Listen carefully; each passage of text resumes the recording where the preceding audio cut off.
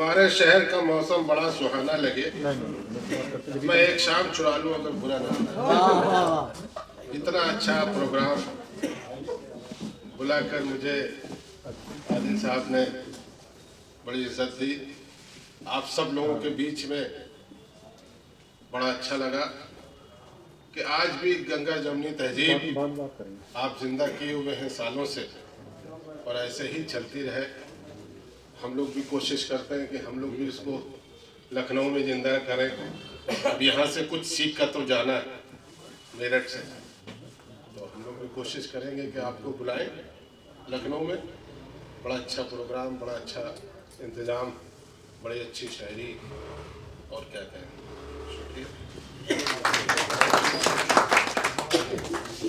मैंने प्रोग्राम के शुरू में बताया था कि हर साल हम 2 अवार्ड किन्हीं 2 साथियों को दिया करते हैं, एक मौलाना इस्माइल मेरठी अवार्ड, एक हफीज़ मेरठी अवार्ड। साथियों, मुख्तसर वक्त में बहुत तेज़ी के साथ इस प्रोग्राम को आखिर तक लाना है, और बहुत अभी मैं बात कर रहा था, यकीन मानिए मैं जल्दी करूँगा इसमें, मैं आपके वक्त का सबका ख्याल रखूँगा।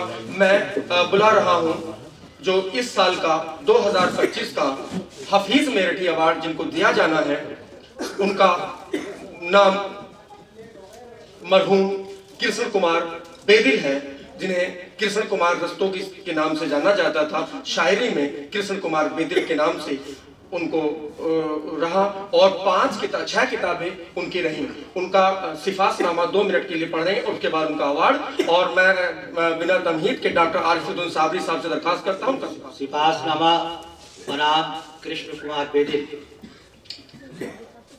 कृष्ण कुमार बेदिल दबिस्तान मेरठ के मशहूर व मारूफ और हर दिल अजीज उस्ताद शायर थे। उनकी शायरी और उर्दू हिंदी दोनों ज़ुबानों का हसीन संगम है।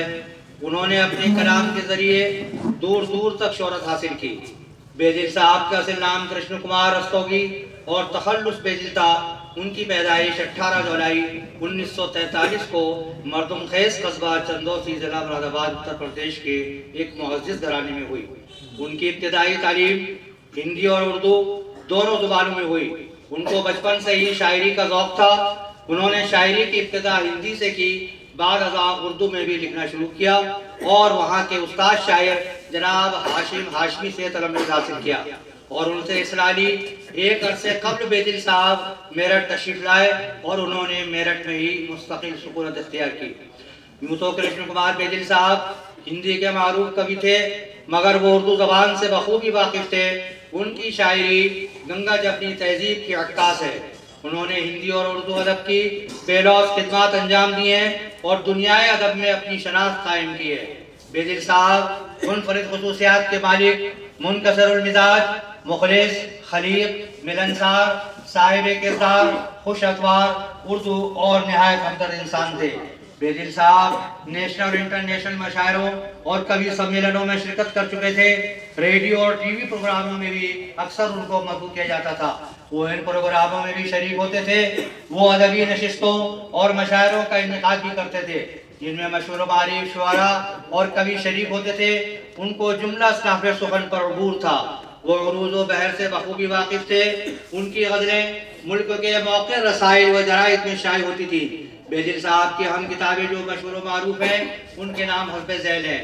कौम का घर, हथेली पर सूरज, पीली धूप, रदीफ व काफिया और व्याकरण, गजल रूस के आईने में, और कलियां, तितली, शबनम, झरने।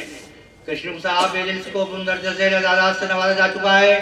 ग्रेट पर्सनालिटी अवार्ड, गजल मार्तंड सम्मान, काव्य दीप दुष्यंत कुमार सम्मान, राग मीडिया अवार्ड, डॉक्टर परमार इनाम, हिंदी रतन, मेरठ रतन, तुलसीदास सम्मान, हिंदी गौरव, शुभ साधक सम्मान, परशोत्तम दास टंडन सम्मान, दुष्यंत स्मृति सम्मान के अलावा रोटरी क्लब, भारत विकास परिषद वगैरह मुतअद्दिद अदबी व समाजी इदारों ने उनकी इज्जत अफजाई की।